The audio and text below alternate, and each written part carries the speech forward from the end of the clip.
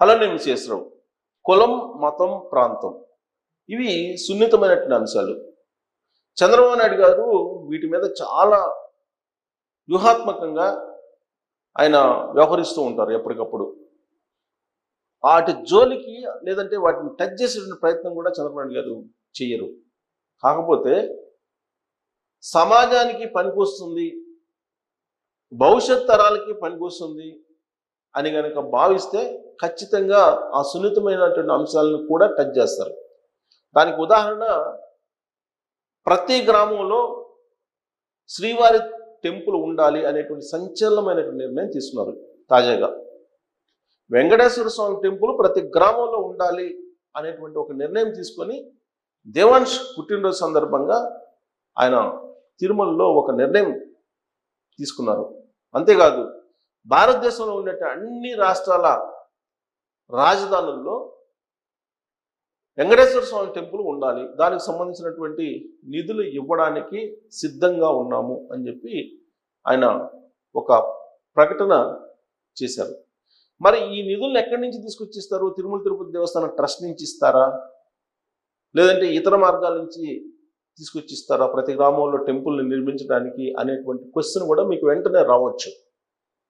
దానికి ఆయన చెప్పినటువంటి ఒక మార్గ దిశానిర్దేశం ఏంటంటే, ఒక ట్రస్ట్ ఏర్పాటు చేసి, ప్రత్యేకమైన ట్రస్ట్ ప్రతి గ్రామంలో వెంకటేశ్వర స్వామి టెంపుల్ ఏర్పాటు చేయడానికి ఆ ట్రస్ట్కి హిందూ భక్తులు, శ్రీవారి భక్తులు ఇచ్చేటువంటి విరాళాలన్నింటినీ కూడా సేకరించి వాటి ద్వారా ప్రతి గ్రామంలో టెంపుల్స్ నిర్మించాలి అనేటువంటి ఒక కీలకమైనటువంటి సంచలనమైనటువంటి నిర్ణయం తీసుకున్నారు.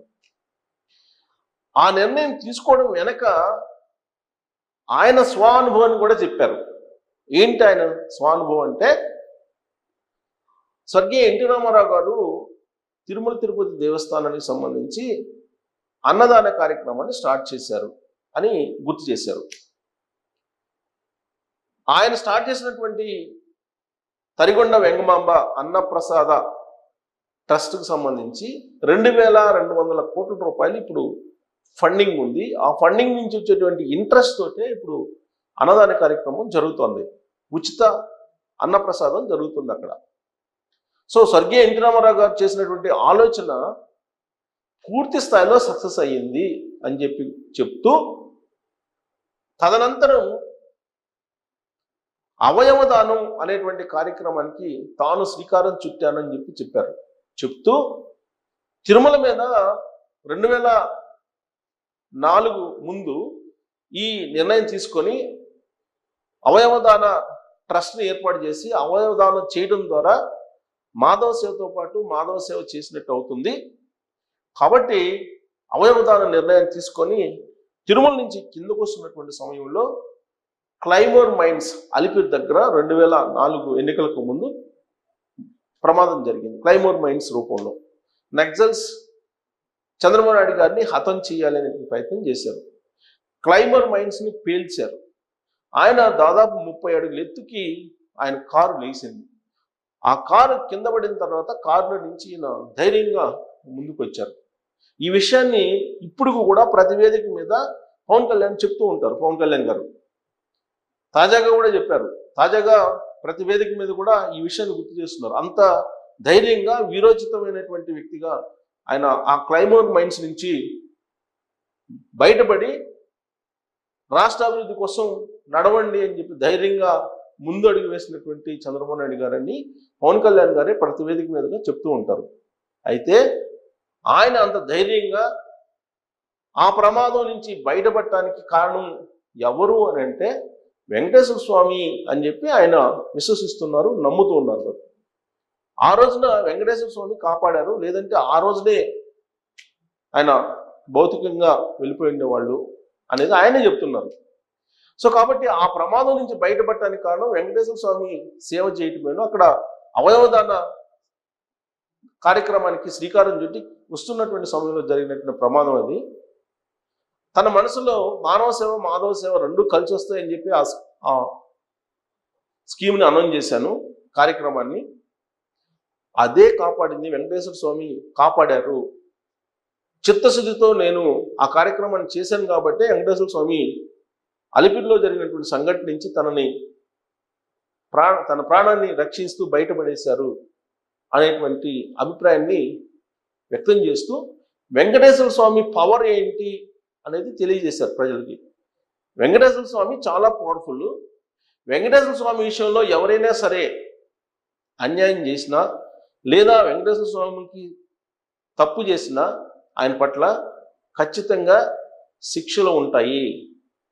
వెంకటేశ్వర స్వామి చాలా పవర్ఫుల్, ప్రత్యక్ష దైవము అనేటువంటి విషయాన్ని చెప్తూ ఆ రోజున 7 కొండల్ని 5 కొండలు అన్నప్పుడు కూడా అసెంబ్లీ వేదిక 7 కొండలు అని చెప్పేసి పోరాడాం మేము, 5 కొండలు చేయాలని చెప్పి కొంతమంది అనుకున్నారు అనేటువంటి విషయాన్ని కూడా గుర్తు చేశారు.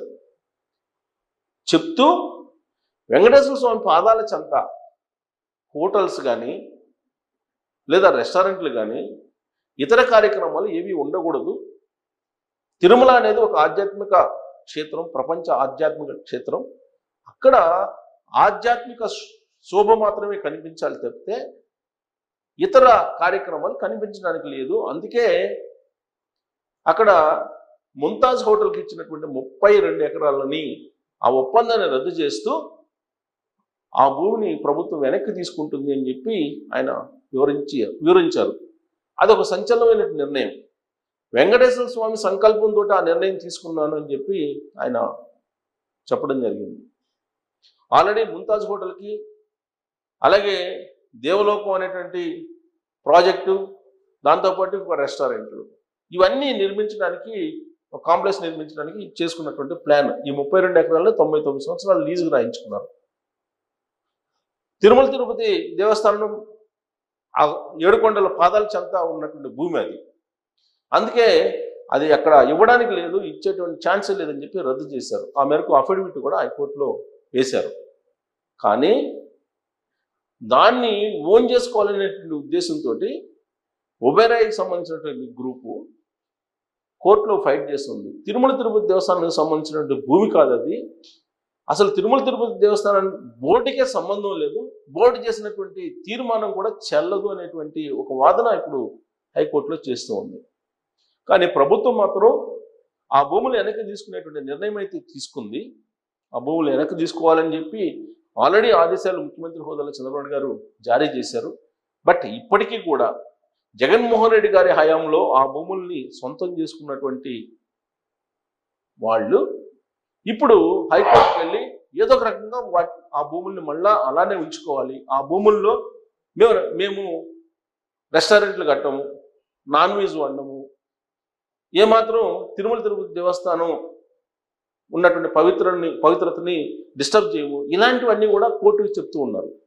బట్ ఆంధ్రప్రదేశ్ ప్రభుత్వం ఒక నిర్ణయం తీసుకుంది కాబట్టి దీంట్లో ఎలాంటి తేడా ఉండదు అనేటువంటి విషయం చంద్రబాబు గారు చెప్తూ రాబోయేటువంటి రోజుల్లో ప్రతి గ్రామంలో శ్రీ వెంకటేశ్వర స్వామి టెంపుల్ ఉండాల్సిందే అనేటువంటి ఒక నిర్ణయం తీసుకున్నారు. ఈ నిర్ణయం తీసుకుంటూ చాలా జాగ్రత్త వహించారు.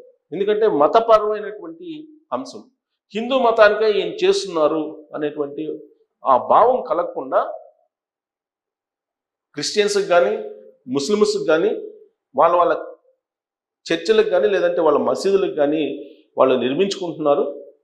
కాబట్టి వాటి జోలికి ఏమి వెళ్ళేటువంటి ప్రయత్నం చేయము అని చెప్పి చెప్తూ అలాగే హిందూ సమాజం ఒక ట్రస్ట్ని ఏర్పాటు చేసుకొని ప్రతి గ్రామంలో వెంకటేశ్వర స్వామి టెంపుల్ని ఏర్పాటు చేసుకోవచ్చు అనేటువంటి గ్రీన్ సిగ్నల్ ఇచ్చారు.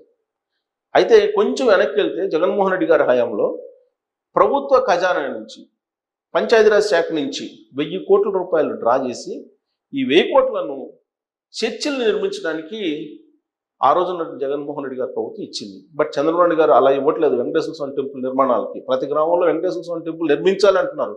బట్ ప్రభుత్వ ఖజానా నుంచి కాదు, హిందూ సమాజం ఒక ట్రస్ట్ ఏర్పాటు చేసుకొని ఆ ట్రస్ట్ నుంచి డబ్బులు వాడుకొని హిందూ భక్తుల నుంచి సేకరించి మీరు ప్రతి గ్రామంలో వెంకటేశ్వర స్వామి టెంపుల్ని నిర్మించండి, ప్రభుత్వం వైపు నుంచి సహాయ సహకారాలు అందిస్తామని చెప్పి మాత్రమే చెప్తూ ఉన్నారు. సో రాబోయేటువంటి రోజుల్లో చంద్రబాబు గారు తీసుకున్నటువంటి ఈ నిర్ణయం లేదంటే హిందూ సమాజానికి ఇచ్చినటువంటి ఆయన దిశానిర్దేశం ఫలించేటువంటి అవకాశం ఉందా అనే దాని మీద మీరు కామెంట్ చేయొచ్చు. Thank you.